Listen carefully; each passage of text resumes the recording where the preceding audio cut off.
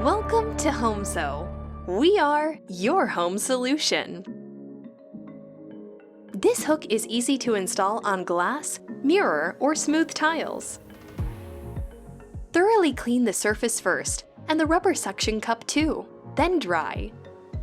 Fully unscrew the knob from the suction cup by turning it counterclockwise. Position the rubber base on your surface and push to release the air. Insert the cap onto the rubber base and insert the hook into the groove. Next, keep the pressure, then tighten the knob. Turn clockwise until tight. It is important that after your installation, you will need to turn the knob clockwise again. Then a couple more times over the next day. Installation is now complete.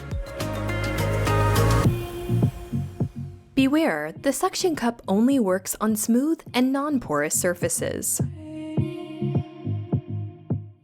It will not work on uneven and porous surfaces.